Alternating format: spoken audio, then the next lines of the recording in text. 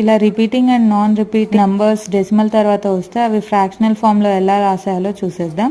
0.3888 ఈ నంబర్ ని fractional form లో ఎలా రాయాలని, ఇక్కడ ఫస్ట్ డెసిమల్ తర్వాత జస్ట్ 1 నంబర్ రిపీట్ అవుతుంది. సో డినామినేటర్ లో 19 అండ్ ఎన్ని నంబర్స్ నాన్ రిపీటింగ్ లో ఉన్నాయో చూడండి. ఇక్కడ just 1 single number non repeating లో ఉంది. సో 10 అండ్ న్యూమరేటర్ పార్ట్ వచ్చేసేసి ఏమేమి నంబర్స్ ఉన్నాయో అవి రాసేసుకోండి. 38 అండ్ ఏది నాన్ రిపీటింగ్ లో ఉందో చూడండి. ఇక్కడ 3 అనేది నాన్ రిపీటింగ్ లో ఉంది కాబట్టి so subtract this one. So the answer 35/90. Second one, ఇక్కడ ఎన్ని నంబర్స్ రిపీటింగ్ లో ఉన్నాయి? 2 నంబర్స్ రిపీటింగ్ లో ఉన్నాయి. So 2 9s and 1 number is non repeating. So 10 and numerator part write all the numbers. 726 minus what is the non-repeating number? 7. So write 7. So the answer is 719/990.